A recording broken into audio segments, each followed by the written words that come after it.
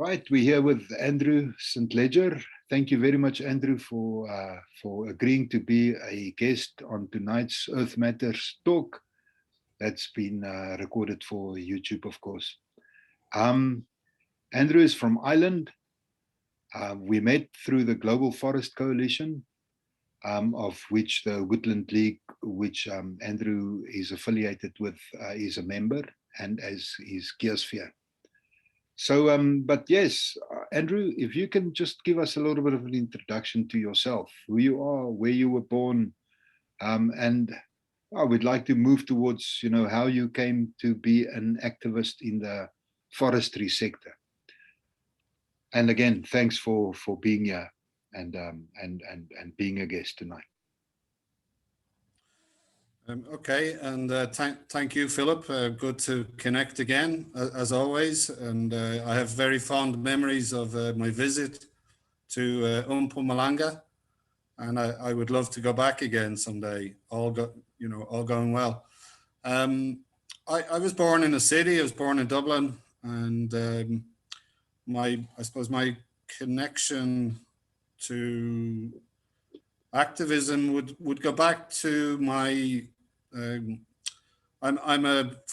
became a furniture maker, a wood carver, wood sculptor, and furniture maker at a youngish age, and I set up a small business at a time when there was a recession, late 1980s, early 90s, and I was trying to, make kind of high quality, one-off pieces of furniture to commission, as well as doing antique restoration, which involved copying kind of 18th century wood carvings, which is where I'm self-taught.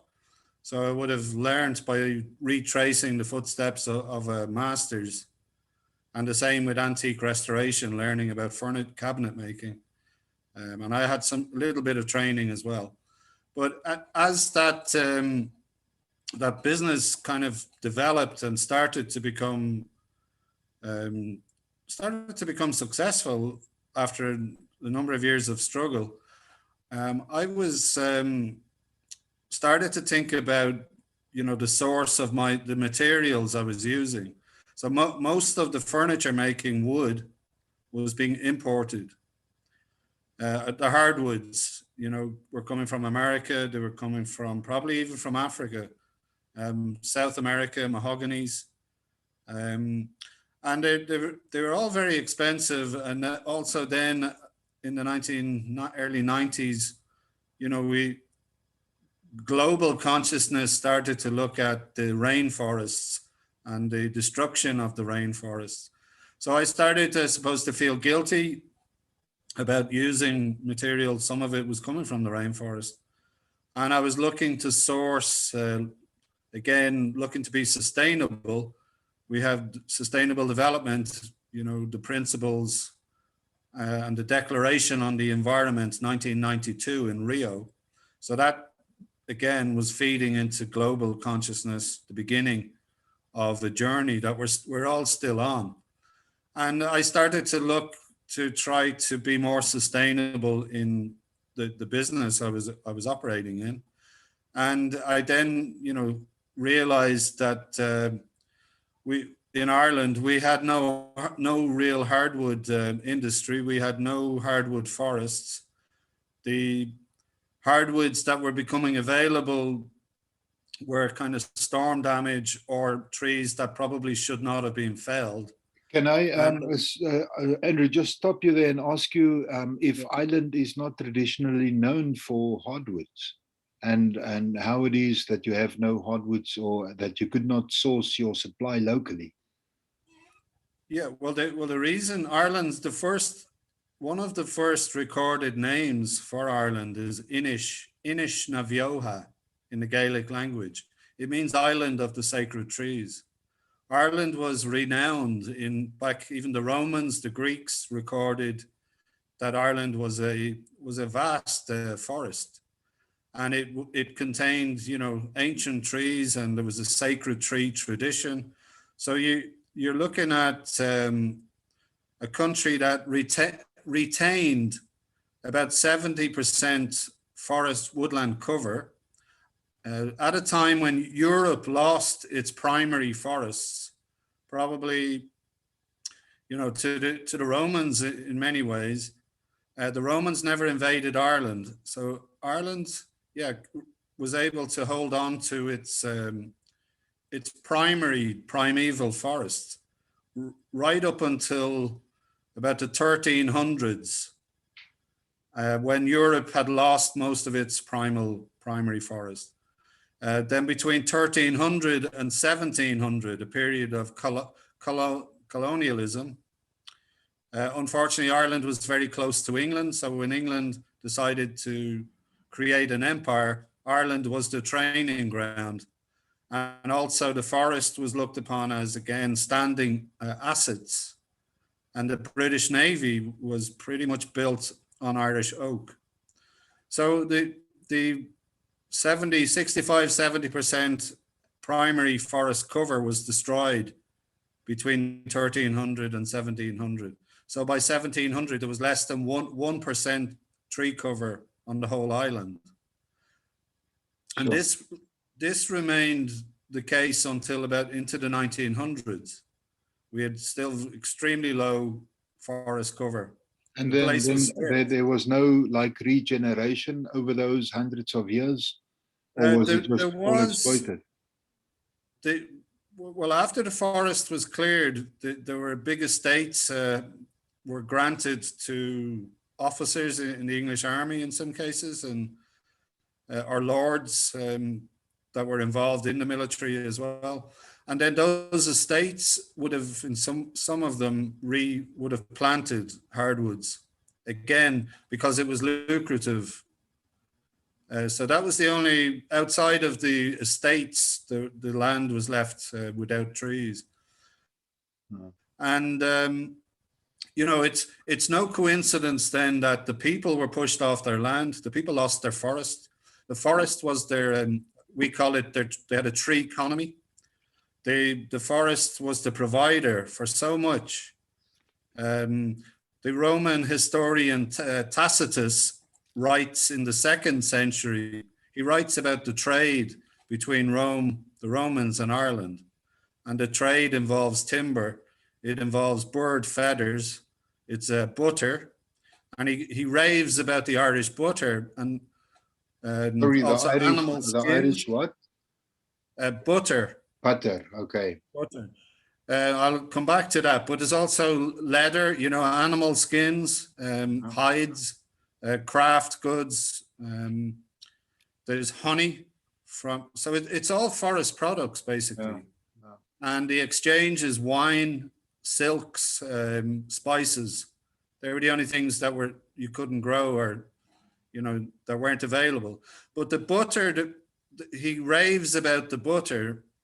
And the reason probably for the butter being so nice would have been that the animals were grazed in the forest. There are papers, like manuscripts, describing that the cattle are grazing on the herbs beneath the forest trees.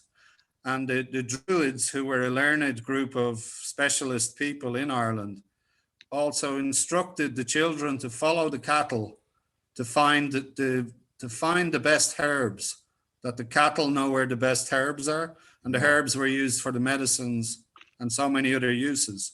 Yeah. So we basically have a forest people. We have a unique alphabet called the Ogham or Ogham alphabet, which comes from the first letter of 20 main native tree species. And that's linked to a divination system, fascinating system. We have a society that also has a set of laws, ancient laws that protect the forest, that divides the forest into 4 groups of 7. The 7 noble trees, the 7 common trees, the 7 kind of lower bush type trees, and then the 7 it's like there weren't so much trees, but there would be, again, like a herb layer that's described as the bushes of the wood.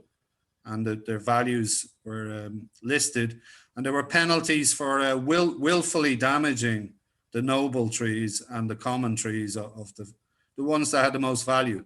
Yeah. And it was a system of where under the law, everybody had the right to take nuts from the wood, to take honey from the wood, to take wood to fix the shaft of a chariot, to take wood to make a spear handle, to take wood to make a butter churn. There's a list, and it's called the laws of neighborhood.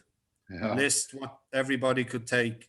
So there was a whole society highly successfully operating with an ancient law system that was sustainably managing the primary forest resource for at least 1,000 years. There is a recorded stability and respect globally for this little island. And as I say, there was an invasion in the 1300s, and by the British. Well, it was Normans who had invaded England in the first place, and the Normans were kind of Viking French. And in a bizarre way, my surname is from that time, the Normans, Saint Leger. Okay. And the Normans came into Ireland. A guy called Strongbow, a very famous Richard de Clare was his name, was invited to marry a Gaelic princess to form an alliance with Dermot MacMurrough, a king.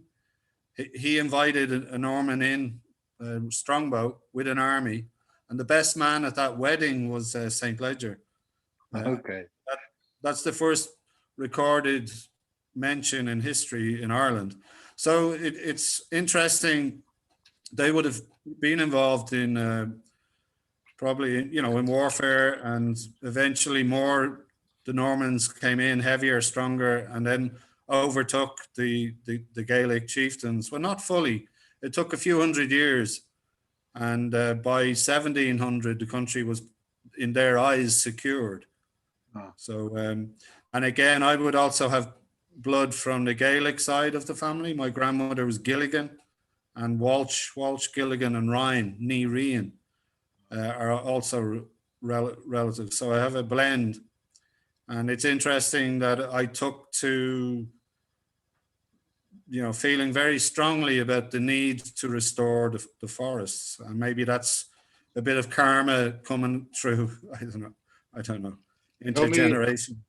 Tell me, Andrew, those rules that you spoke about that managed to sustainably manage the forest, those 7 noble trees and 7 normal trees, those are all trees, obviously, that's known to you. Can you give us a little bit of an update on their status currently? Like the noble trees, are they still regarded as kind of noble? Do they still have the value that you spoke about? And are they still available as a resource? Well, I suppose the first thing to say is the Brehon law system, which had operated for about 2,000 years, was an oral system. The society was capable of writing, but they did not trust writing. They chose to have an oral tradition, which is an indigenous kind of tradition where you learn off by heart. You speak from your heart. And that Brehon law system was kind of, it was still alive until the 1700s, maybe into the 1800s, in parallel with the English law system. There were still pockets of kind of independent Gaelic areas that were still, adhering to the old laws. But in terms of the protection for the forest was gone. So a famous, Brehon poet, there were poets, there were judges, there were lawyers. He wrote a poem which is Cada Yenamid Fasta Ganaimed. It means, what are we going to do now that the woods are laid low? So he's lamenting the loss of the forest, but he's also recognizing that without the forest, the whole culture is collapsing. Everything, their society is collapsing. So the English law that came in did not protect trees in the same way. And today we have far less protection for trees than we did. The other thing is the 7 noble trees were the oak, the ash, the yew, the apple, the wild apple, the hazel, and the pine.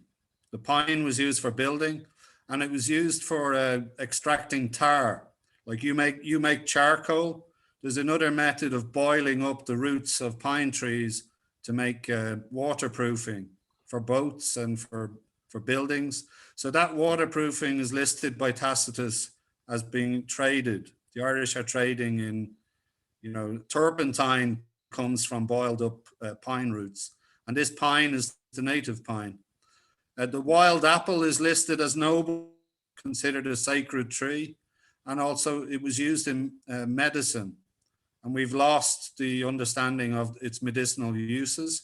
We do also know it was used for the bark. Inside the bark was used to create a particular color for dyeing clothes.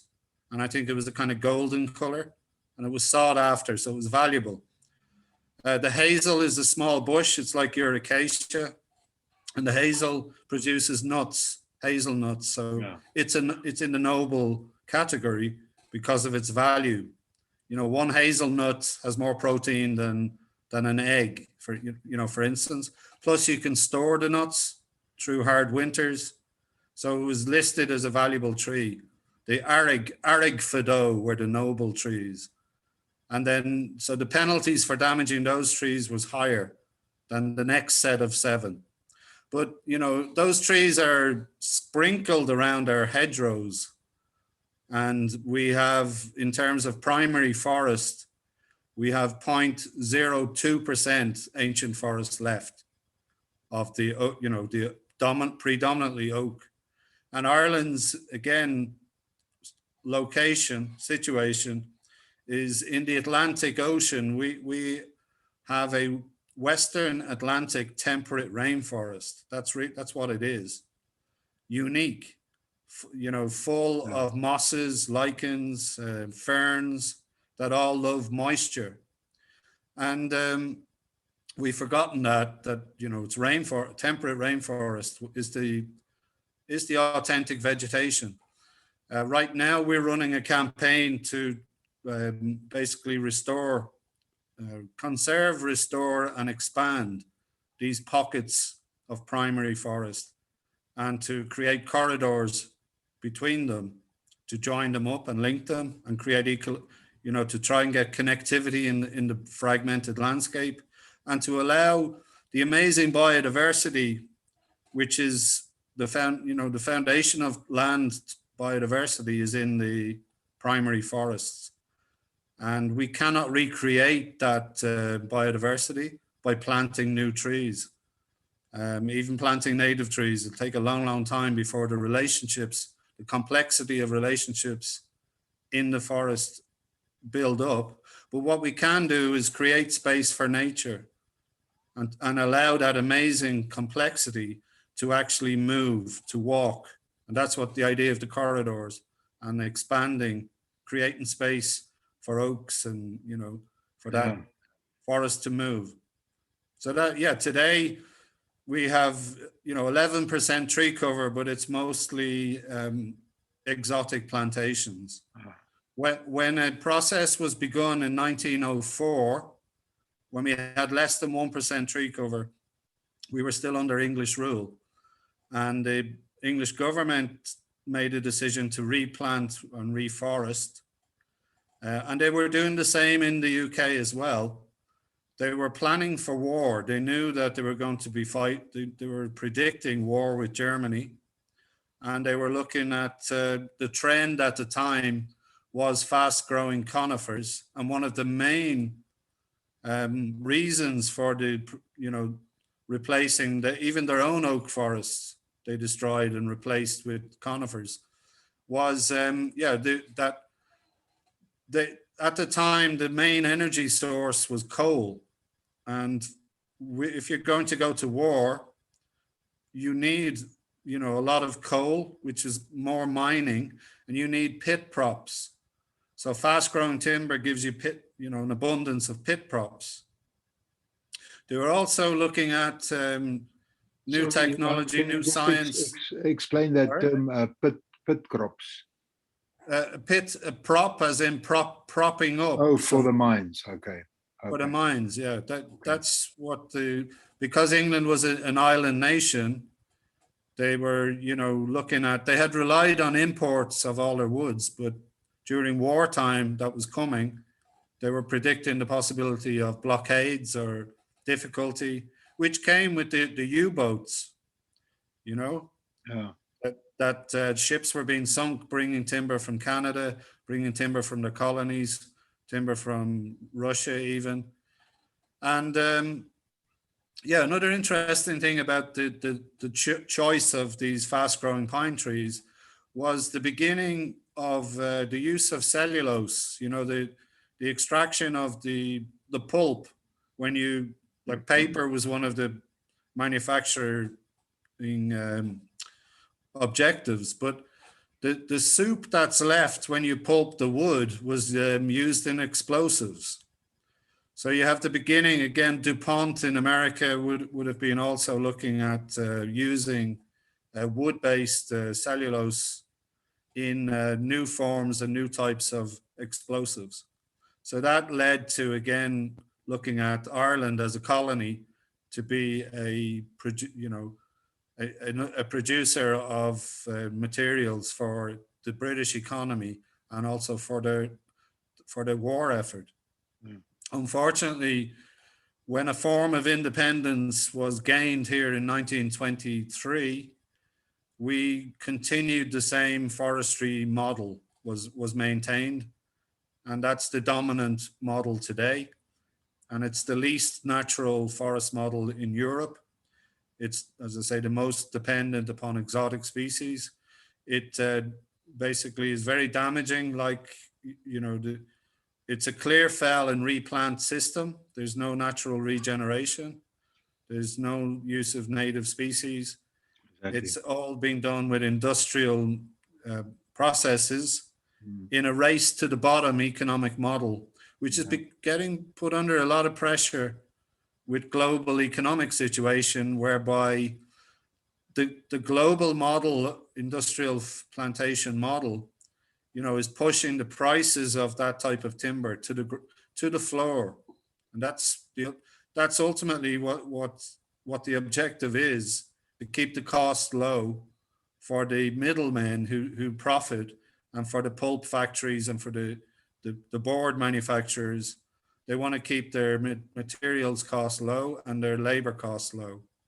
And so I suppose the best way of describing it, even globally, is this industry, the plantation industry, it privatizes the profits and it socializes the costs.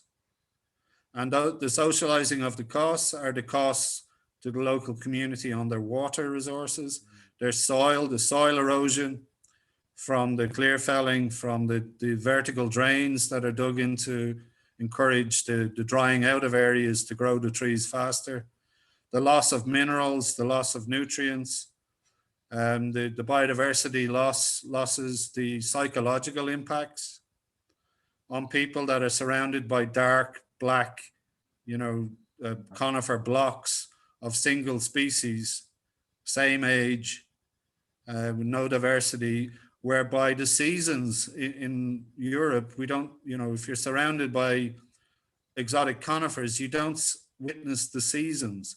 Our native trees display the seasons to us and remind us what time of year it is, depending on what stage, what process is happening in the trees. So we're being denied that, and that psychological cost has yet to be calculated. So that's where we're at. I'm probably saying too much now. If you want to come No, you're in. not saying too much at all. I think it's this model of plantations, this plantations models is sometimes referred to as the Swedish model. Yeah.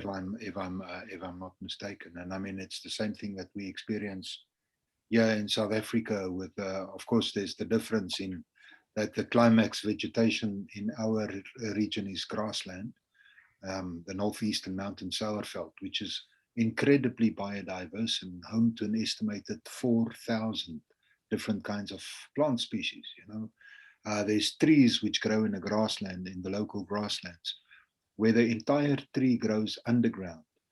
The roots, the trunk, the stems, they're referred to as underground forests, only the Okay. leaves protruding above soil level. I mean, it's just incredible the value of the biome, and and the services that it provides, and it's just tragic that it's been so, that biodiversity in general has been so undervalued, and especially that you mentioned the impacts on soil, and those are costs which will be borne by future generations, externalized by the industry. I remember having been fortunate to have met Ricardo Carrere from the World Rainforest Movement. I don't know if you maybe ever met him, but he said that that afforestation, like the planting of exotics, mostly that's what it means, is much worse than deforestation. Because with the deforestation, like you would potentially have in Ireland, when these forests are being deforested to supply timber for mines or ships or whatever, um, the foresters come and they deforest, they don't remove everything, and they go. And then there can be some regeneration. But with afforestation, of course, plantations are planted and they stay. It becomes the model, it becomes the entrenched model, and the longer it stays, the more difficult it becomes to move away from that, especially in our grassland environment, because grassland is bacterial dominated, whereas Yeah. forests are fungally dominated. So we're moving away from, it's just changing the system completely. I just want to get back to that, what you mentioned about the corridors, because that's something that we also um, promoting here in our advocacy work, is to say that there should be vast natural corridors, semi-natural, semi-wilderness corridors, which connects remaining patches of wilderness, to allow for regeneration. But how resilient do you think those forests in Ireland are if you remove the pressure of people, enforcing change on the landscape the whole time? Do you think it can recover? Well, surely you do think so. Otherwise, you'd not be involved in the projects that you are involved with. But what do you think about the regeneration capacity of nature and the resilience of nature? Um, well, when you were talking about the grassland specialist system in your region, which I witnessed, I'm reminded of again how our native and native trees, not only are they connected to local biodiversity, like the grassland system would have the acacia, sprinkling of acacia small trees and shrubs, which are part of that grassland system. And what astonished me I'm not sure, I think I went myself down into the Sudwala cave system as a tourist. And when I was down there, if I'm not mistaken, we were 90 meters below ground. Is that correct? I think at the deepest point you went to 100 meters, yeah, more or less 90 meters. Okay, about 90 meters. Yeah. And in the kind of dim light, because light has to be kept low to protect the stalagmites and stalactites, I was looking closely at these fine kind of hairs on the outside of the stalactites and If the stalactite is the one coming from above. That is, yes. Or maybe, sorry? Yes, stalactites from the top and Okay. stalagmites from the bottom. Yeah, well, maybe both. I could see these hairs, and I started to look closely, and I started to wonder then, are these roots of trees? Are these tree roots? Because they look natural. And I think I asked the guide, and the guy, I don't think the guide was conscious or aware. They didn't know. But it did strike me that these were tree roots. And I did research after and found that, yes, they're the roots of the acacia bushes have been able to go down. We were talking about man-made mining. Nature's miners are the trees, the roots of trees going down. And that little tree is capable of, 300 feet Sure. and bringing up from the stalactite um, in an available form, because it's like a liquid form. The roots were extracting minerals and nutrients from 300 feet, bringing that up to your biome, to feed into the health of the soil and for the grassland system. And it blew me away. And I think it's the second deepest recording of tree roots in the world is the Sudwala Cave. And I believe the next deepest is still in Africa, in another place in Africa, but not much deeper. And No, I wasn't. I would relay that story in some of my talks and walks, and people are amazed and astonished. No. And I use it to describe how, what the role of tree roots in being able to go hunting for minerals, nutrients, bring them up, including water, Yeah. and then share that with everything above ground, Of and it's course, going on, it's remarkable. but in our case here with I mean, because in my understanding there are some tree roots which you can see protruding through the roof of the Sudwala Caves, but that is it's from a wild fig tree, and it's at an area relatively close to the entrance where I think you are around about 12 meters or so underground. And of course, wild fig tree roots they can be incredibly prolific. But I'm not aware of the roots that's like 100 meters or 90 meters deep. And I'm conscious of the sort of idea that generally the local sort of acacia, the savanna trees that you see in the region, like you say, dotted around the grassland, riparian zones, in the gullies, closer to the cliffs, and mostly where they're protected from fire. But that generally the trees the roots go down to about 7 meters, generally. And keep in mind that with most trees, they say as above, so below, so what the shape and the form that you see expressed above soil level is generally the shape and form that you might expect to find beneath soil level. In our case now with, this issue with mostly SEPI here at Nongodwana, they used to produce paper, and pulp and paper, and they would primarily use pine trees. But now they've changed their primary line to producing cellulose, for which they need eucalyptus trees.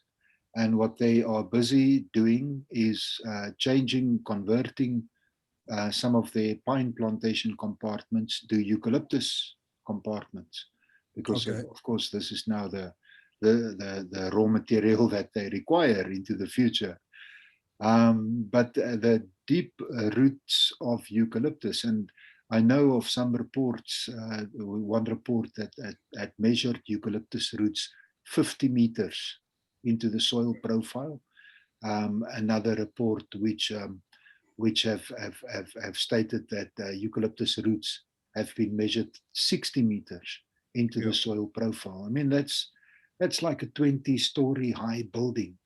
That's how deep the roots can go and mine the soil, you know. And in our case, I don't think it's being redistributed to other components of the ecosystem in the understory, because there are no or very few other plants that remains in the understory. You know, these monocultures maintained as monocultures, and the exclusion of light and the exclusion of water, because of course and I wanted to ask you about that, because in our region, one of the main impacts, of course, is the impact on water.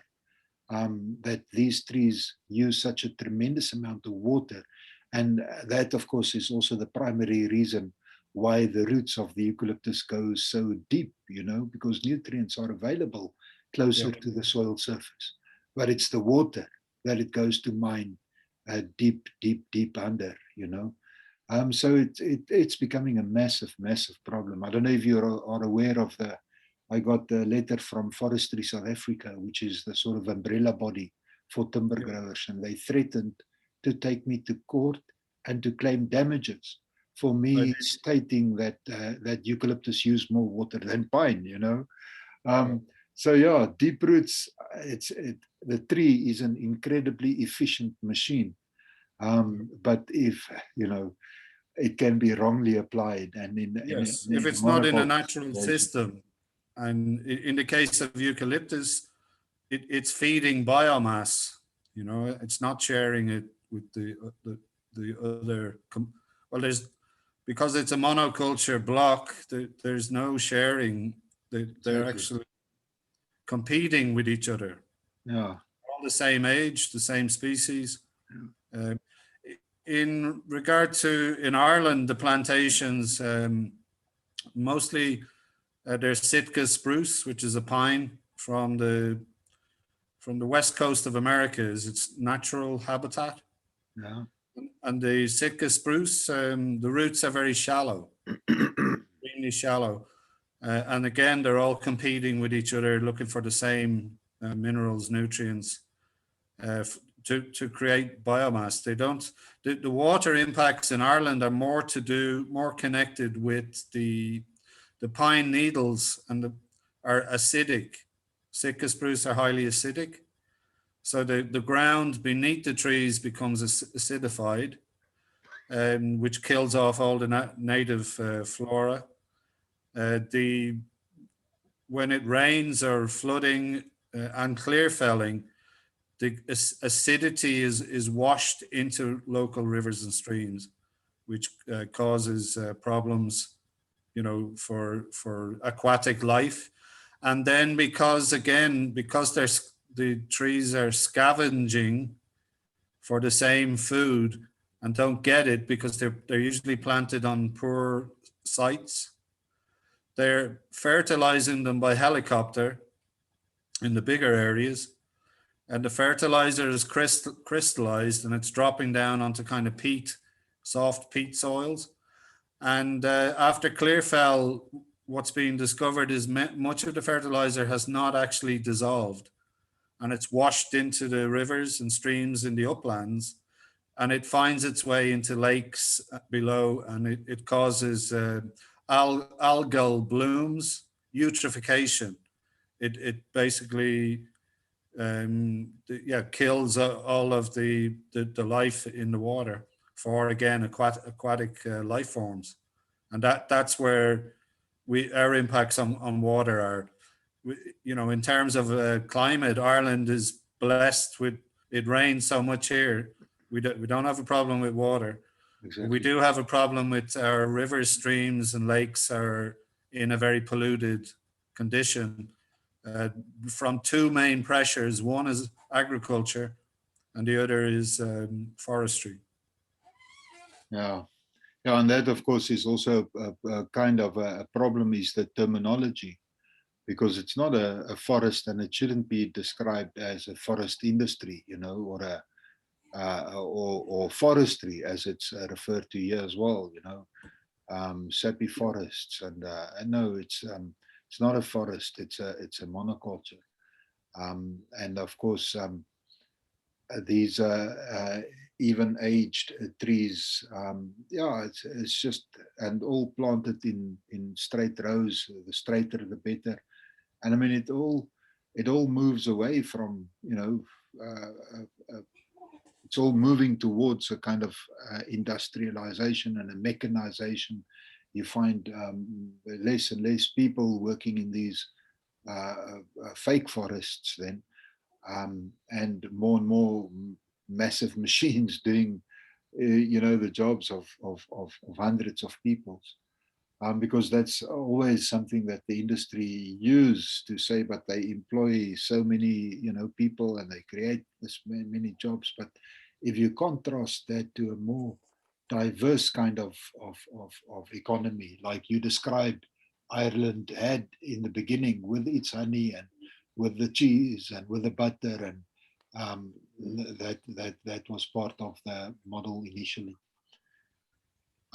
I just thought, you know, every time that I have these discussions, I think about the international connections and because if Ireland was left alone, who knows? Maybe it still would have had those laws governing and protecting the forests, but because of international pressures and international interventions, you know, invaders from other countries and other continents. We're so interrelated at the moment. Like, I mean, I would say the majority of the forest products or plantation products that's being generated here, and I mean, it's not a lot of value that's being added. We're not making furniture and exporting furniture. It's more wood chips and cellulose and pulp that gets exported from here. So there's very little value adding, which of course is a major part of the problem. If there could be more value adding, but it's still, like you've mentioned, it's not sustainable because it degrades the soil quality, and it degrades nutrient availability for into the future. So something will have to change. I'd like you to talk a little bit about projects that you're involved with in actually making a change, you know, like the forest in the box idea. How many of those special valuable trees do you have in the box? How does that work? I've seen you presenting to school kids. Is that part of, is that something that you still do, you know, is to get this message out to the youth? And how were you affected by COVID, if at all? Are you still possible to reach out to kids? And then I must just remind myself to get back to this international issue, you know, because I was just reflecting on the ship that's stuck in the Suez Canal, and all the ramifications of that incident. It seems such a small incident, but it can have such a big impact because the world is so interrelated at the moment, you know, and there's and can we ever go back from that?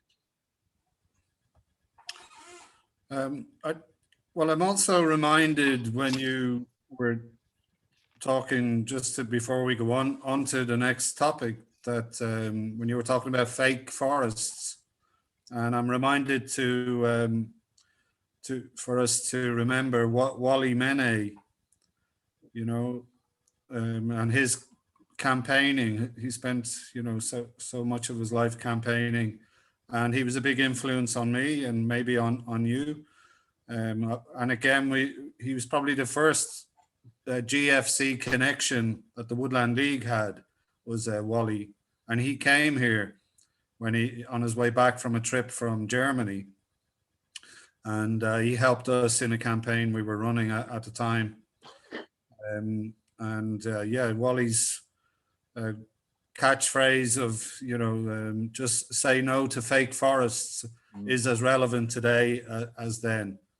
So I think. Yeah, I can maybe also just reflect that he had a massive influence on me and on Geosphere and our plantations campaigns. It was back in 1999 when I heard Wally talking on some radio station about the impacts of plantations, and yes, it just resonated with the way that I was thinking about this, because there was this small piece of grassland which I used to visit quite often on top of the cave area. A substantial piece of grassland, but then I was gone for a couple of years. When I came back, I went there, and the whole area was planted to timber. Not the whole area, but half of it was planted to timber. And on subsequent visits, every time the pine trees was a little bit bigger and the grassland was thinning out, to the point there was some kinds of plant. It's called local language matakwan. It's a creeper, and it normally grows, creeps along the soil. Completely out of character, was lifting itself, trying to lift itself up, straining for the light, which was just fading away through this canopy, which was becoming thicker and thicker with every season. So I was always sad walking through that area, because I could see that these plants, there's no ways that they could win that battle. Anyways, then I heard Wally on the radio and talking about plantations in a way that really resonated with me, and I got his telephone number through the radio station, in fact. And when I phoned him, at first he was a little bit suspicious, thinking, maybe I'm a spy from the industry or something, because he was already a big thorn in their side. And then he recommended that we organize a meeting here in Nelspruit, which he attended back in 1999. And that's basically what kicked us off. So he had a massive influence. I miss him. I wish we had a opportunity to have he was strong. He was very strong man, and very well spoken and fearless. No, I've been looking at the videos in the Geosphere channel, Geosphere Africa video YouTube channel. There's a lot of stuff that he says there. There's a lot of videos that sort of features him, or in which he appears, and always his message is strong.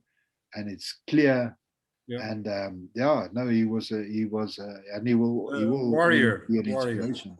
Exactly. We celebrate, Wally. Just coming back to campaigns here.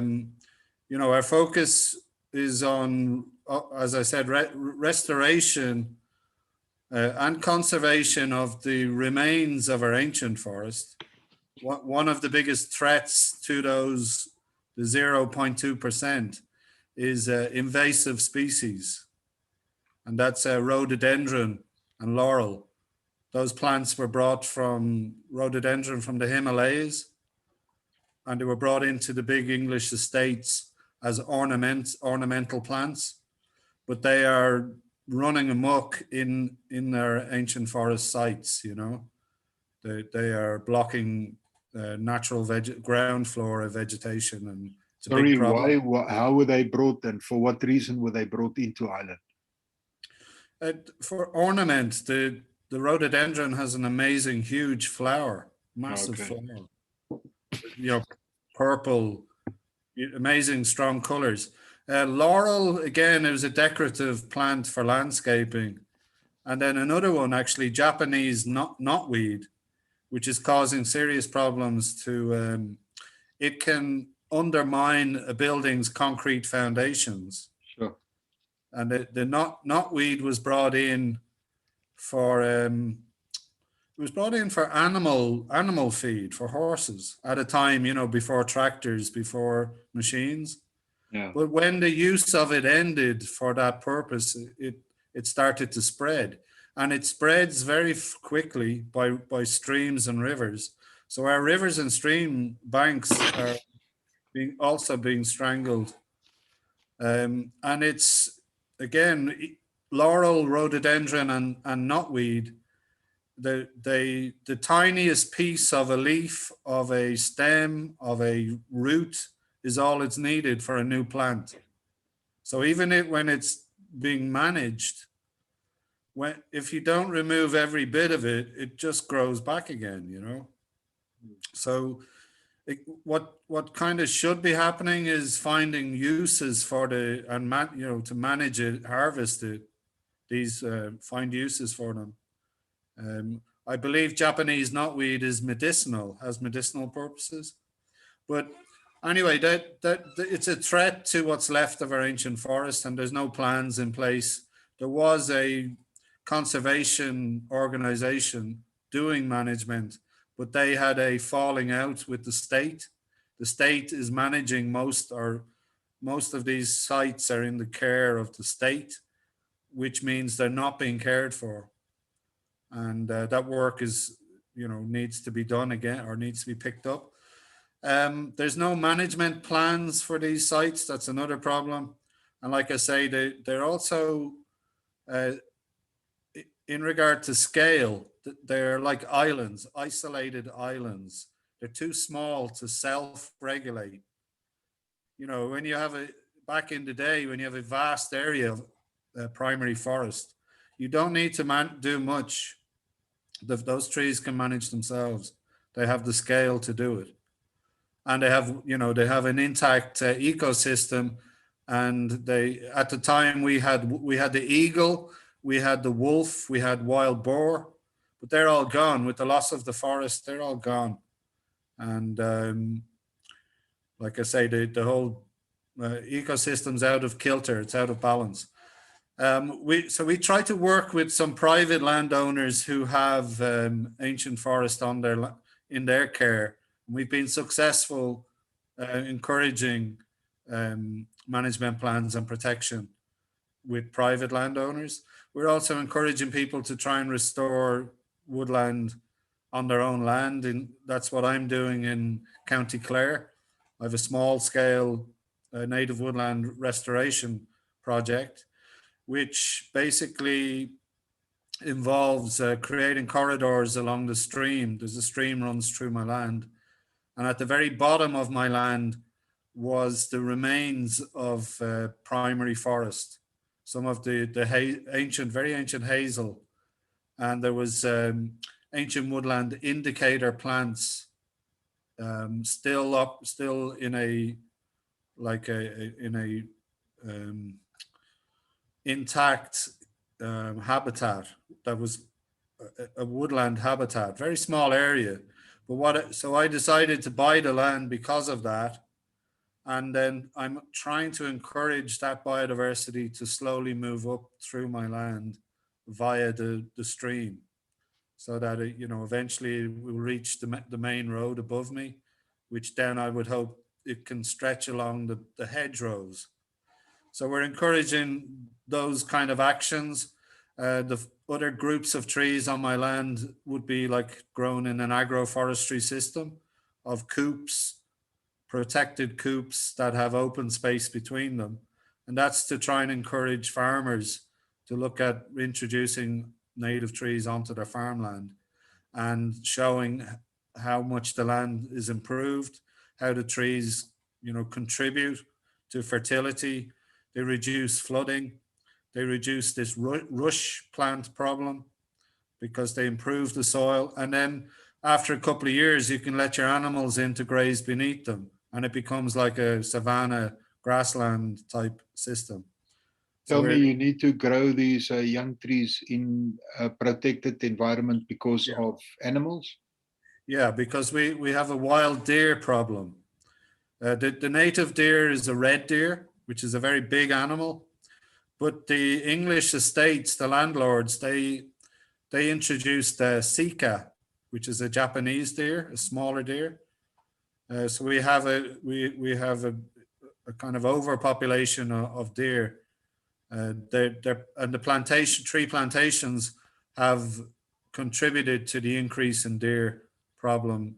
And the plantation industry has refused to acknowledge or to take responsibility for management. So there's a big issue with deer. And we also have the hares in mountainous lands. We have wild hare, which is a beautiful animal, but they just love young trees.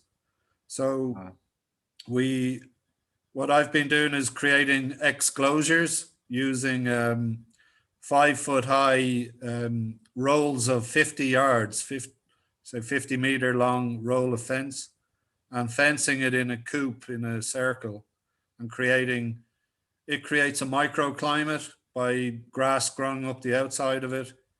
And the fact of wind will find the path of least resistance. The wind is going around the circular shape and going over it. So I'll put fast growing trees immediately inside the coop or on the outside if, like some species, they're not, the animals leave them alone, and create cover to bring oak back in the heart of the exclosures. The protected climax trees are being given every opportunity and chance to grow. How long does it take an oak tree to become a mature big tree? Well, the legend of oaks is that they are 300 years growing, 300 years living, and 300 years dying back, and then they can live to 1,000 years. Wow. And the older they get, the more valuable they are for biodiversity. In Europe, in European context, the oak is the highest evolutionary kind of achievement in the plant kingdom. So it's the climax. It's what all the other vegetation and pioneer species are trying to create the conditions to allow for oak canopy. So in my case, I grow them from seed in a nursery, and I'm kind of at 900 feet above sea levels, quite high. Conditions are harsh, and I kind of harden up the young oaks, and eventually, when they go out, they're just so delighted. I think to have a chance to do their thing, that once they get established, I've got fine trees of 6-7 inch diameter oak of 20 foot high, 25 foot high, that are 12 years old. So it's quite fast in relative terms. And my objective is not timber production anyway. It will be future generations, I hope, will enjoy those oaks if they, touch wood, live on to good long lives. And then the last, you mentioned the forest in a box.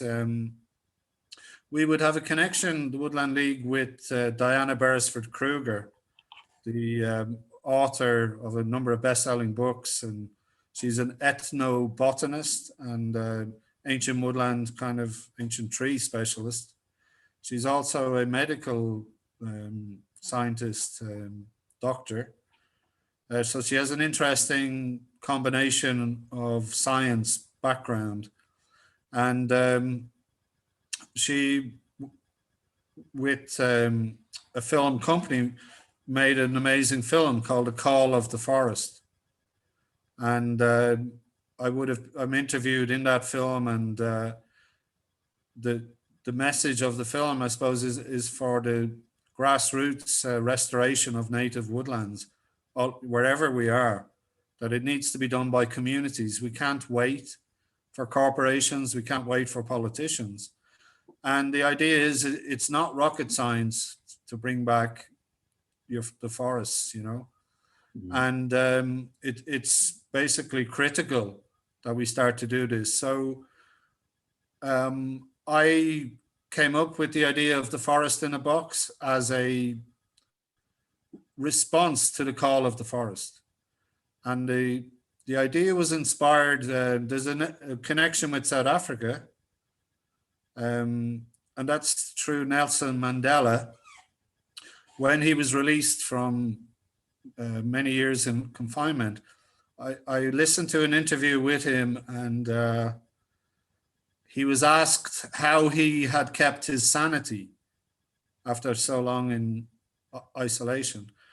And he said, well, the authorities made a mistake when they started his incarceration, in that they asked him, had he any requests? And he said, yes, he would like a garden. And they kind of laughed and said, oh, you want a garden? They gave him 1 square meter of ground for his garden, I suppose as a joke. But he said that 1 square meter was enough to keep him connected, to allow him have empathy with the natural world. You know, his family sent him in seeds. He grew plants there. He watched the miniature community of insect life. And he had the sky above him, above the 1 square meter patch. And he said, basically, so long as he had that, he was free. He was connected to everything. And that was striking. That struck me as the power of nature. And again, that would have been coming through his indigenous DNA, a deep connection to nature and an understanding of how reliant and dependent upon nature we all are. And COVID is bringing that home big time. So that 1 square meter idea, I thought, wouldn't it be nice to have if every school in Ireland had a 1 square meter plot growing native trees that the children have collected local seed for, and that the children will plant either in their own homeland, gardens or farms, or, you know, join in community woodland projects or corridors, whatever. And that was the idea. And the other inspiration for the box is from a German forester called Dunemann. And Mr. Dunemann in the 1960s looked at the health and vitality of trees being grown in, I suppose, commercial tree nurseries. And he, recognized that they were weak. Many of them were weak, and there were many failures of those trees. And he thought about, how does a tree naturally grow in a healthy forest environment? And basically, the tree grows in a leaf mulch, like a compost, which contains, everything a young tree needs. It's also insulated from cold.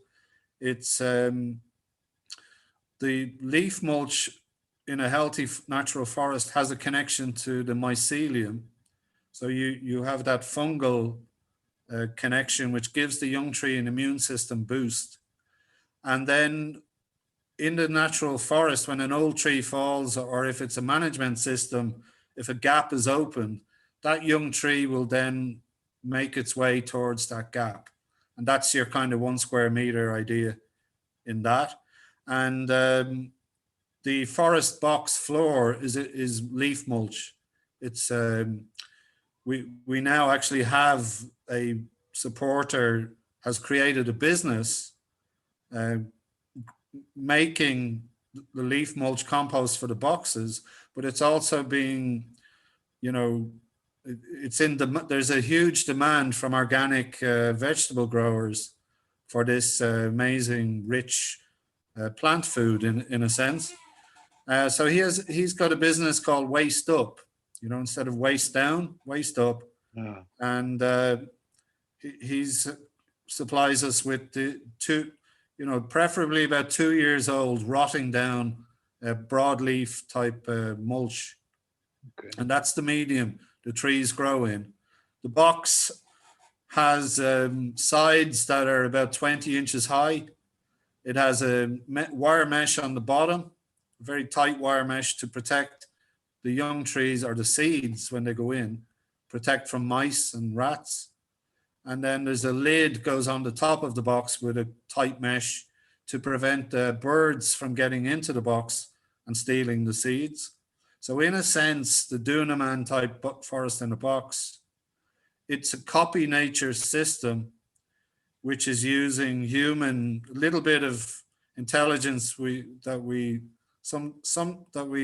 have accumulated, that we need to marry with wisdom, but that we can basically increase the longitude, or they increase the chances of the seed that usually would be eaten. We can improve the seed's life chances by maybe 99% by protecting it in that environment. And we can grow 200 native trees in 1 square meter.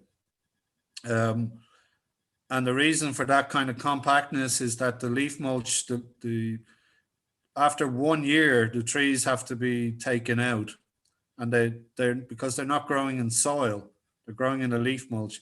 They basically float. They float out of the leaf mulch. Wow. And for the second year, we grow them in trenches or in pots to develop their roots, because they're kind of all spindly stem and leaf that have gone shooting for the light at the top of the box. And incidentally, the lid of the box is removable.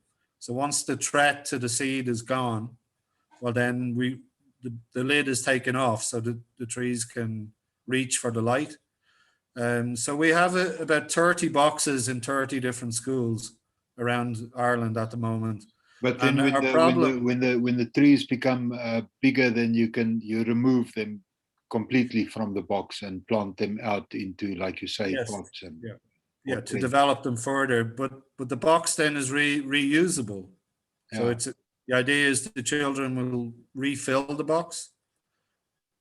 So we want to make this, again, we're developing it, and our problem now is funding to keep to do follow-up. Do you know what I mean? Yeah. To do Yeah, because follow-up. I was just thinking about the fact that it's not like, you plant the box or you put it down and that's it. You actually have to monitor and check and be involved with it. So it is follow-ups is, I think, important. It's very important. And just for instance, it's Easter time now here and there, and I've contacted 3 local schools that the trees have not been lifted 1 year ago. So the trees are in the boxes over 2 years. So I'm going to have to go into the schools when they're on holiday. Because of COVID, we can't have the children, we did have a period where we could do some outdoor work with the kids on the box, but it's very restricted.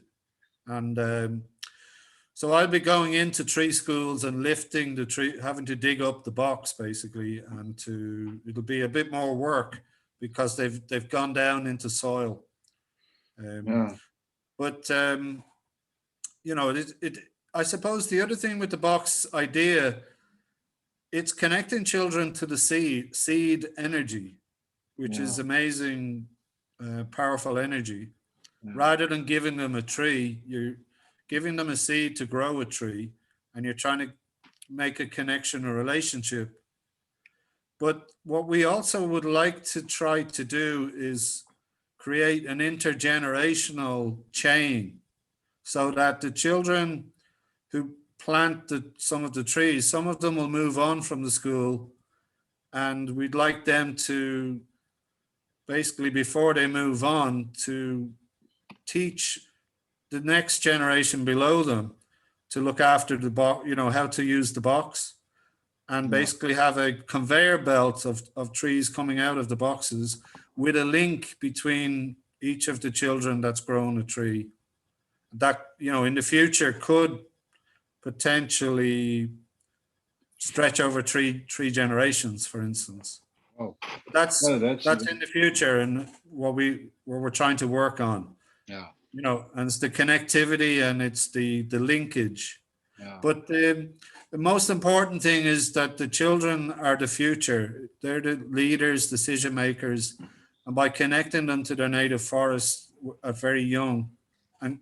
And I should also say, a very important part of the project is we have developed a know your native trees kind of education module, or 4 modules. And we do that in the classroom as a whiteboard exercise before the box is, before we bring the box in or start the box. We interact with the children and explain what the importance of native species of trees.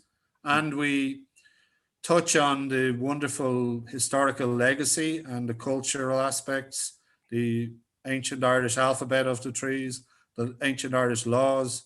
So we encourage a pride in the subject and, you know, a connection, a context, which, again, is a very valuable part of the whole exercise. And Tell me, can I ask? Obviously, COVID must have had quite an impact on your program. But you must have. Do you do these how many schools have you interacted with? And obviously, it must receive some support from the. Do you do it at state schools, private schools, and what? How can you afford to do this kind of work? well, the funding was coming from local authorities. It's actually Agenda 21. We're still implementing, you know, Rio 1992. So Agenda 21 funding to encourage local projects, you know, to do with the environment, biodiversity, climate change. And it's a very small fund. So that's how we've been funding it. And we were doing average about 6-7 schools per year. And the funding doesn't cover the project. It probably covers half. So it's, you know, voluntary contributions by ourselves. But it's allowed us to develop it to a stage that the project is now in the children's nature curriculum. Okay. It was put into a new module for children called Woodland. All the children across Ireland. Yeah. Sure. Yeah. But unfortunately, that happened during COVID, so we didn't really benefit from it. And the schools we had lined up for last year, we only got to do 2. We had 1, 2, 3. We had funding to deliver eight boxes last year. We delivered 2 because of COVID. Because of COVID. So we the rest have been suspended. And then a problem for us is that we were relying on some funding for, you know, this funding is suspended as well. So, sure. Tell me, earlier you mentioned COVID in the context of general environmental degradation. Can you talk a little bit about that? How you see, you know, COVID as an expression of what we do to the planet? Yes, and you know, there has been a number of scientific papers produced which show a direct link to the loss of habitat, the loss of biodiversity, and the jumping, the movement of viruses from, you know, the natural world into the human space. And there seems to be, you know, a direct link with COVID in that sense. And it's telling us, you know, we have basically degraded so much of this planet that the life support systems that support everybody, and the most important life support system of all is the natural forest, is, you know, putting pressure on us in this way. And I know Diana Beresford Krueger, as a top, you know, scientist involved in nature research and biodiversity and plants, she predicts more COVID. If we, you know, even if we overcome COVID, well, we have to learn to live with COVID, but she's predicting more similar type situations are coming because of the state the planet is in, which, you know, puts the onus again, or puts a responsibility on the community to try to, wherever you are, even in your own garden, to create some space for nature and start to repair, start to help create space for nature to repair itself. And in order to do that, to focus on native species, because it's the native species have developed relationships. You know, in the case of native trees, each native tree has a package of insects, of birds, of herbs, of plants, of microorganisms, of bacteria that are only associated with that tree. It, you know, in terms of, again, the biodiversity value of one oak tree in Europe, the research for many years was that the oak is possibly a host to about 580 species. Sure. The latest research from the main woodland charity, the Woodland Trust, their latest research has found 2,300 life forms are hosted on the oak, and that's probably a mature oak. And of that 2,300, over 367 species that they have recorded are what's called obligate. I think it's obligate species, which means they only occur on oak. No, Sure. you know, which is they're unique to the Yeah. oak, and that's kind of highlighting the fact. A couple of facts. One, we don't fully know the full value of every native tree. As I say, the oak species count has jumped exponentially in the space of 2 years. So we don't fully understand or appreciate the value of nature. We haven't measured properly. We've taken for granted, and we really need to restore our degraded planet. As I say, in schools, in gardens, at local community level, and try to protect ourselves and going into the future on many levels. But I mean that this would require a change on a, like you say, on a global scale, and it's difficult because things are so, you know, Yes. like with this example of the Suez Canal, where one blockage can have all of these repercussions. But Yeah. changing the model is not an easy thing to do, you know, because that would require a kind of a step back in the way, not a step back, a step down, you know, because at the moment I think we through, you know, one of the examples, our the way that we live in a kind of a material, you know, we're consumer economy, where we require a lot of things, like, you know, and some of these things that we require are very useful, like the computers that we are using at the moment to communicate.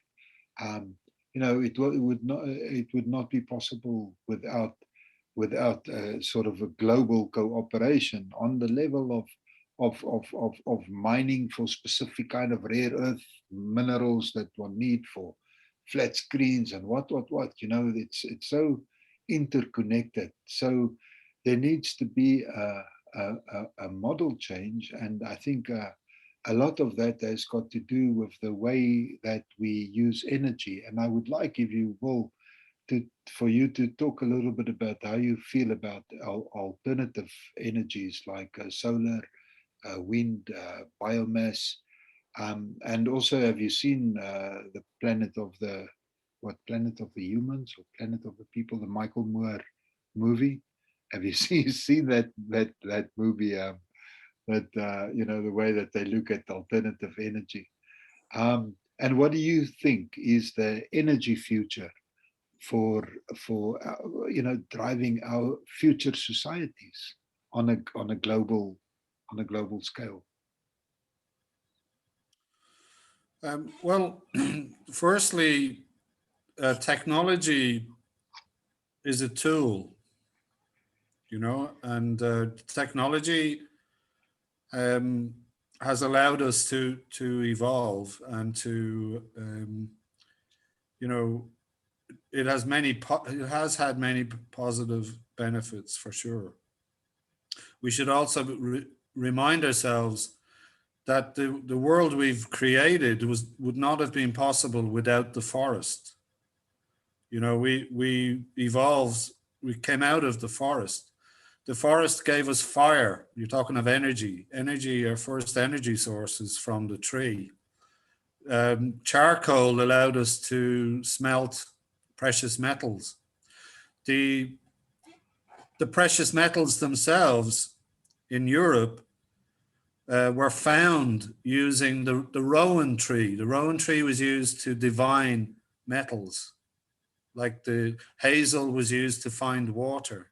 The rowan tree sticks were used to find metals for mining. The charcoal allowed us to, yeah, as I say, create tools to develop and create more technology and, you know, create all the comforts and all the positives that we have. But it's also created the negatives, the weapons, the wars. What we badly need is a balance. We need a balance. And we need to try to use these tools for the benefit of the most people and also for the most other living, or we share this planet and with all other living organisms. So we need a balance. We need to remember we have a unique position as the gardener on this Garden of Eden that's been destroyed. We need to restore the garden, and we can use the amazing technologies we have to do that. But we do need to balance and temper the negative uses, the exploitation of technology for marketing, for consumerism, for consumption. We're using way too much energy than we need, you know, to produce goods that we don't fully need.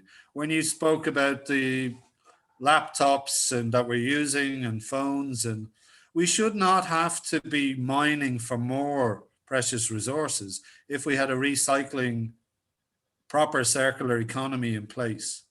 We should be able to say that's enough, stop mining. We should stop mining and start mining the dumps, start mining the refuse, and bring up materials that we've wasted. Stop wasting materials, stop wasting energy. And, you know, it's coming back to alternative energy. Unfortunately, Michael Moore's film is touching on, you know, reality that big business and corporations, their main objective is profit for their shareholders. And it's the big polluters, the fossil fuel companies, that are the main investors in renewable energies, because they have the profits, they have the resources, and unfortunately, wind energy on land is not sustainable. You know, in terms of the footprint, the massive concrete base for a wind turbine, the CO2 issues around the metal, the manufacturing of the components create massive amount of CO2. One ton of metal equals 3/4 of a ton of CO2. I think 1 ton of concrete is about 1 ton of CO2. In a medium-sized wind turbine, there's 200 tons of concrete in the base. That's a medium-sized one.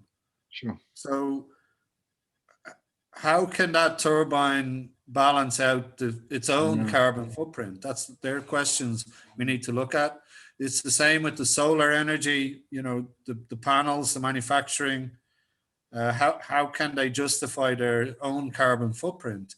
Yeah. And basically what's happening is we're looking at it's a green capitalism or green technology rush, like a gold rush, because there's subsidies, public money, any amount of public money available, which again is a transfer of wealth that's going to private investors. Yeah. And there's no questions being asked. So that whole area of alternative energy needs to be looked at. Yes, we should be looking at, you know, we should be looking at combinations of small scale, highly efficient water and wind turbines combined with, more efficient solar panels, if possible. But we also probably still are, haven't fully discovered, for instance, what powers a tree? What's going on in the cell of a tree that allows for a tree to become like a giant redwood, Yeah. to take up the mass of a whole village, in terms of its its size, to become what, 60, 70 meters high. How many tons of biomass is held up against gravity? What's going on there? We don't actually know what powers the trees. Yeah. So And maybe one day we perhaps, can tap into that energy and run our energy requirements. No, obviously, I think that will be possible in the near future, even, to tap energy from plants. But and of course we do it, by I think 70% of so-called green energy is the burning of biomass, yes, of trees. yeah, but it's And I mean primitive. that's Primitive. yeah, and like you say, small scale, yeah, why not? Why not have a small small scale gasifier, able to support a small community, a couple of enterprises, with a central Yeah. gasifier system which burns wood, on a small scale, decentralized. But growing plantations and growing wood, and mostly then in monocultures, to utilize as wood pellets, in No, large scale power stations, mostly in other areas, not where the wood is being grown, like, wood from South Africa, for example, going to Germany, for example, to fuel no, their green it power doesn't make stations sense. there. No, it No, doesn't. not at all. But what do you think about small scale? Like, for instance, using a charcoal gasifier, on a small scale for smaller Yeah, kilowatt users. absolutely. Small scale is the way to go. That's where we should be. If I have, I'm the trees I planted on my land in 2006. I'm already taking, wood from tinning, from um, just from managing the small amount of trees on my land, and I'm able to use them in my stove. Yeah. So that's very little, no transport footprint. It's close to home, and it grows back. That's renewable, small Oh, scale. because I mean, of course, that's the ideal, small scale, decentralized, but we're always going to have a demand for more energy. I'm thinking, for example, of transportation. I'm just thinking, Philip. Sorry for a second for interrupt. It's gone quite dark here. I should put a light on. Yeah, Okay, if you just excuse me for a second.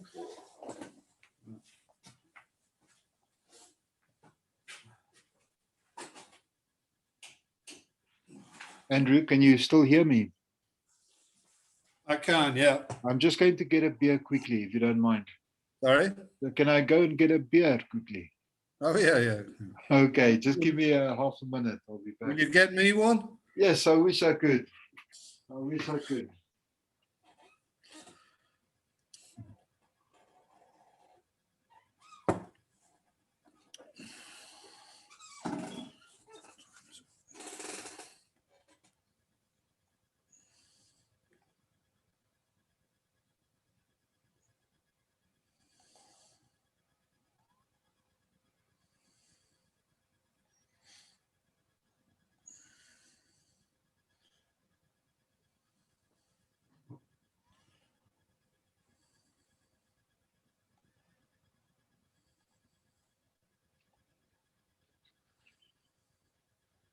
Ah. Um, I see that we are way over or not way over, but over the 1.5 hours that I. Do you mind continuing for a bit, or do you have a schedule? Do you need to go to bed at a certain time? Maybe 10 more minutes. 10 more minutes. Yeah. Okay, super, sure. Yeah. Then I just, before we move off the energy thing, because I think we do need energy, obviously. And what do you think about nuclear energy, and especially, I don't know if you know about thorium-based nuclear. Well, I think that, we touched on the overconsumption, like the Suez Canal is blocked by one massive ship with, is it 10,000 containers? 20,000 containers. What? Crazy. 20,000? Yeah. Full of what? You know what I mean? Yeah. But well, stuff for people, iPhones and goods, stuff from China. With energy, the first thing we should be doing is reduction. Yeah. Is saving energy. We should be looking to reduce the amount of energy that we're using everywhere. That's the first thing. An audit, energy audits. But that's not really happening. What they're looking to do is continue, or use more energy, but claim it's coming from a renewable resource, so that's okay. But we really need to be reducing the amount of energy that we. But the way that we're using energy at the moment is, it's just emitting so much to the, to global warming and climate change, and that it needs to change, and it needs to change very, very quickly. But renewables, as we see it at the moment, as you also pointed out, is not going to cut it. We're not going to do it with solar or with wind.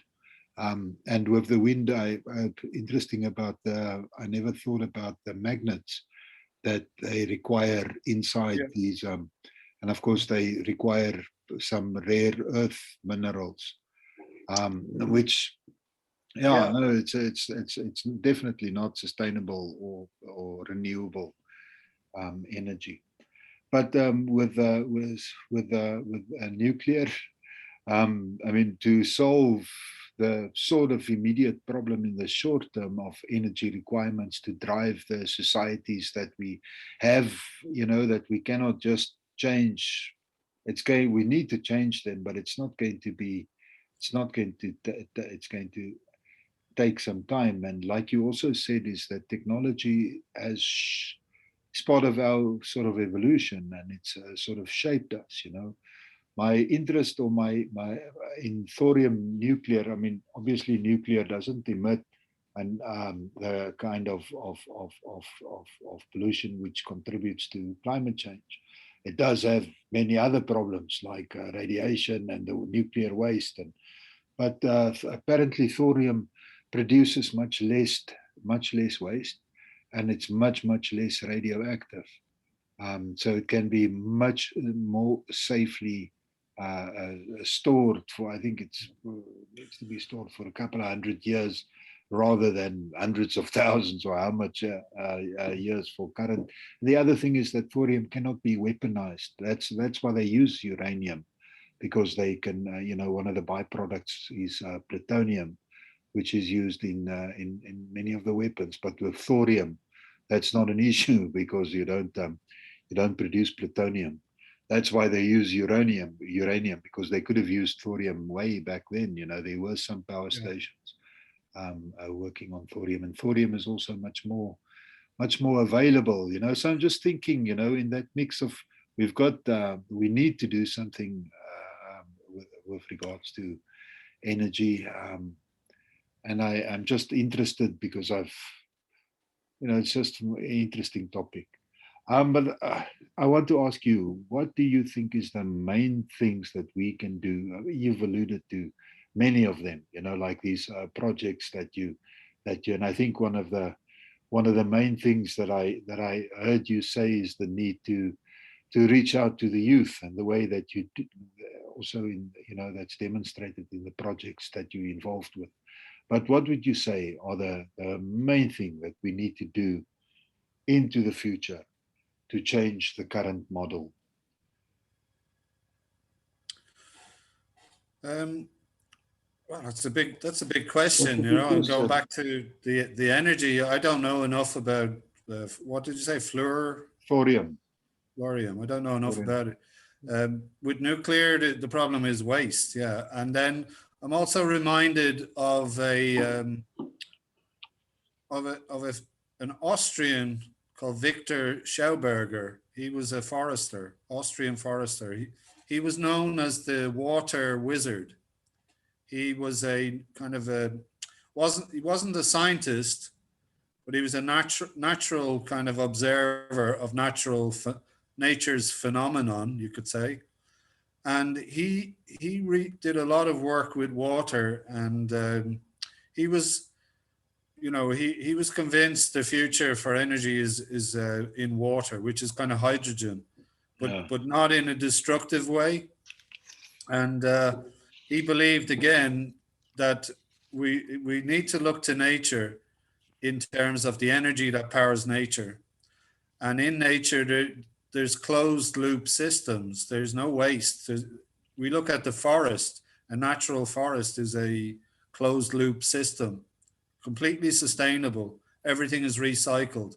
Everything that lives and dies in that cycle is regurgitated in a natural cycle. And our energy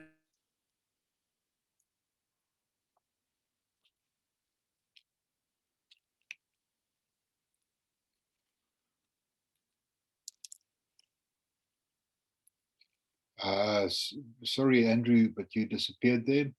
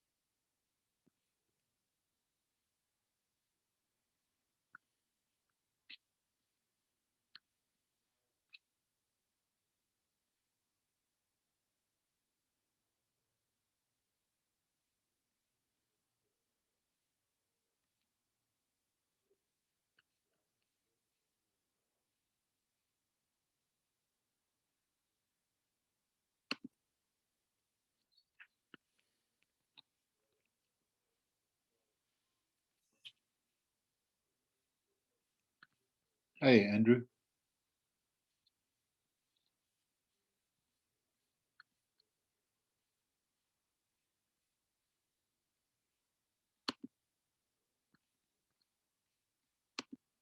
Can you hear me? See you back. Got some connection problems in Ireland. It's not our side, I think.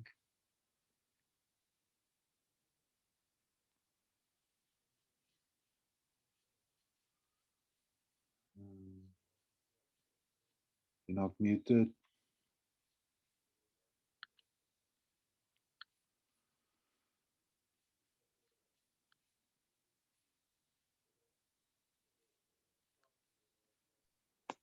Philip? Yo, you're back. Speaking of energy, Yeah. the power went. Okay. And All what right, do the you do in power a case like that then? What? What do you do then?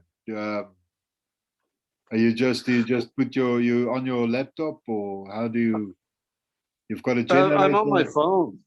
Oh, you're on your phone. Okay. I've come back to the phone. No, that was funny. That was interesting. Yeah, the power is gone. Do you have where do you get your energy from at the moment? Well, I'm in my art studio. I'm in an art studio, and I'm not at home. Okay. So I've a better internet connection in the art studio, I see. and I have the power. Like the power is local. It's the grid. At Okay. home, I don't. I have candles, and I Okay. have a small solar system set up. Okay. So for laptop, for phone. Yeah. So, but my internet isn't good enough at home to do the Zoom proper. Okay. But And how far is the yeah, studio from the home? sorry, How far is the studio from the home? it's 20 minutes. 20 About minutes 20 minutes. walking or driving or what? Driving. Driving. Sure.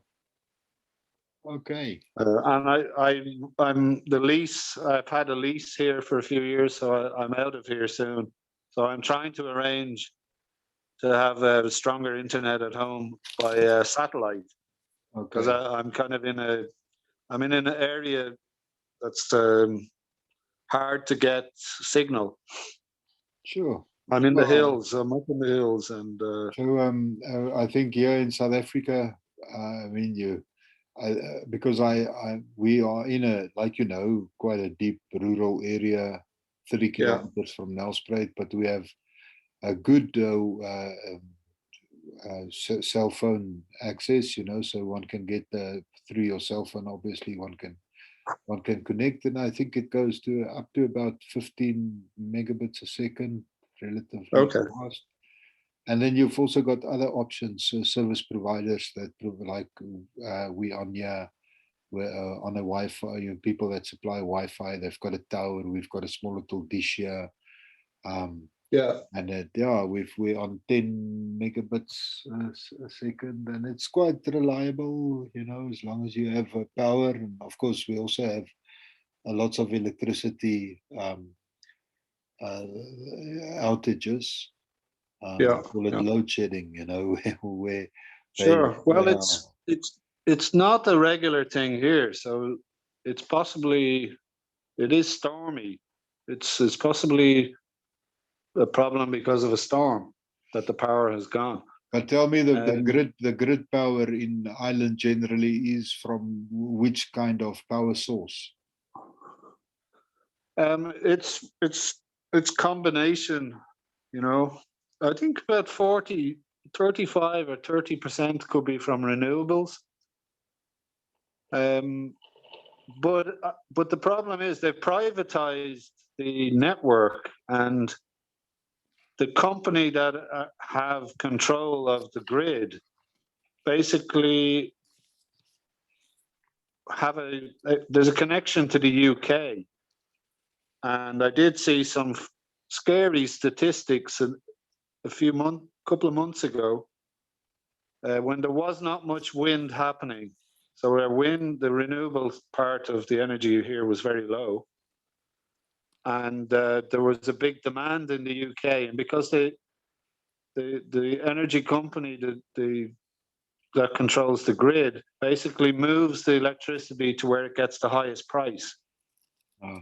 And during COVID pandemic, the energy being produced here was mostly going to the UK, and our whole system was left vulnerable for 2 days. Was just about covering hospitals and while Yeah. waiting for the wind to pick up. Okay. So, Yeah. sure. I didn't know that there was such a reliance on wind power. Well, I think it's about 25 or 30% or something coming from wind when it's working. Yeah. But I was talking about Schauberger and the Austrian forester and energy, and he maintained that in one drop of water, one drop of clean, healthy water, is the equivalent energy of a average power station. That's in the 1930s. And he said the problem is extracting it, how to extract the energy from the water. And that's the big problem with hydrogen, is harnessing and storing that energy, the amazing energy from water. Yeah. So, But maybe one day we will develop. I've heard it say that if a man can think, men can do, So it's Yeah, amazing well, what we've achieved already, but it has had a yeah, massive environmental cost, Our yes, yeah, yeah. Well, because of this crisis, global climate crisis, and a lot of resources are going into research renewable energies, you would be hopeful, positive that some young people will solve the problem. yeah. But So back to that it's sharing it is the issue. How it's shared, how it's ensuring that as everybody benefits. That's the thing, without being ripped off, yeah, and that yeah. it doesn't cost the earth. It seems as if there's always been this kind of injustice, in terms of beneficiation, in a way. Yeah, but it is accelerated by a profit-based, capitalist system, Yeah, which is shareholder, profits for shareholders prioritized. yeah, And it's an economic system that COVID has actually exposed completely, in terms of the principles of the economic system are turned on its head. They're upside down. So that's a possible positive coming out of this, is the old, ever increasing growth of economic, that it cannot go on like that.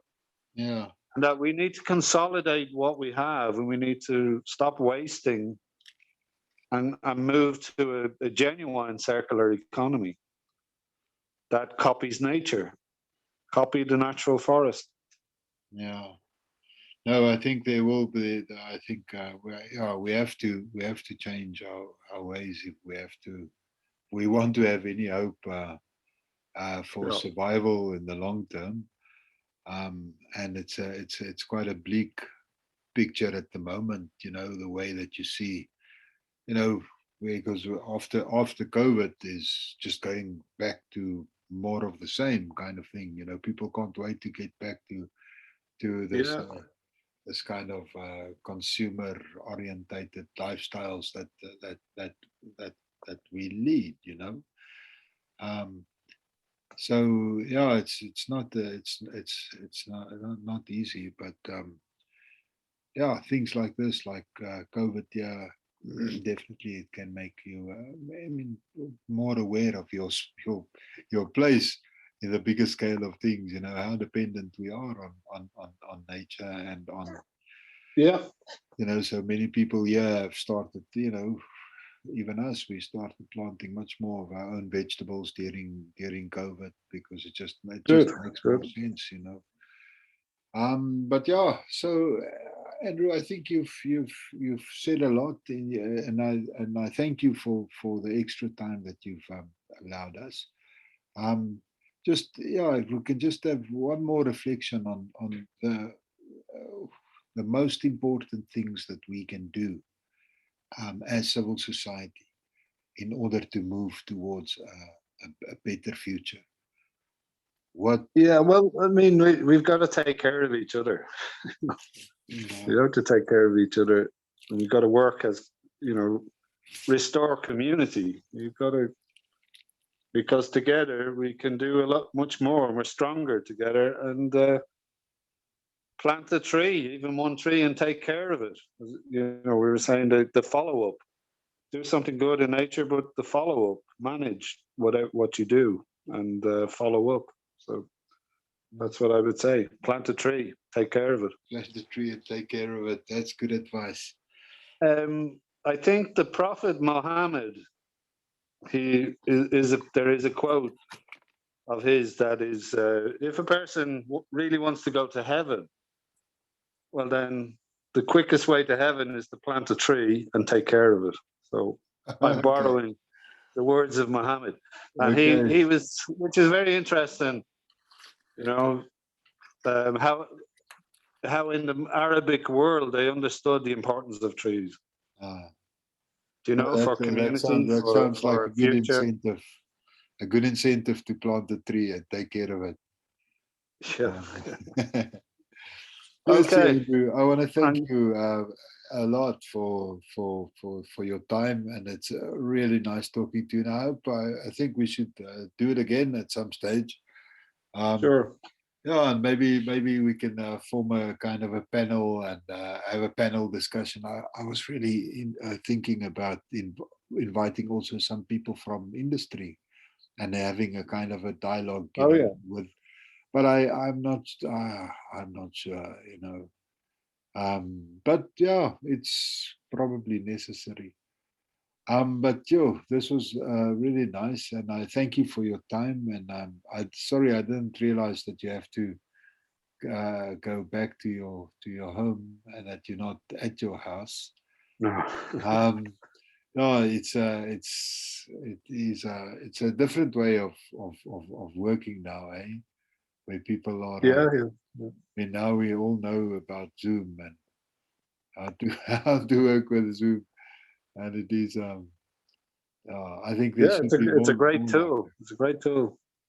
There's yeah, no and there doubt. should be more. I mean, I like it never made sense for me really that people would travel, from all Oh around the yeah, world yeah. for a conference on the environment.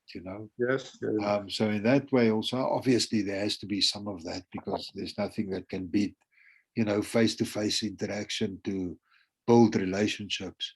But Yeah, and to there's also a also lot to that can be sometimes to achieved. see on the ground what's happening, you have to go Exactly. and Yeah. to see also good practices, Yeah. and really understand why they're good and why they're happening, and then you can bring that back to that to me is worthwhile. Yeah. And you can't really do that with Zoom. No. No, and the other thing about Zoom and ours, it'd be nice to be able to talk to deep rural communities, but the price of data, it's Yeah, quite expensive. How's it there in Ireland with which? with data? How expensive is it for you to connect to the internet? All right, it's it's reasonable here. It's reasonable, but it's again depending on how much you need. If you want to watch Netflix, the more you need to watch or do, the more expensive it More is. expensive it becomes. Yeah. Okay, man. You must have a nice But look, evening, and thank you very much. nice to touch in and hook up and talk to you again. And do send me your address for that. I will. I'll do that. Yeah, For thanks that for that. I record. look forward to that. Yeah. Cool. Thanks, Andrew. Okay. Okay. All the best. Nice All the evening. best. Bye bye. You too. Bye bye. Bye.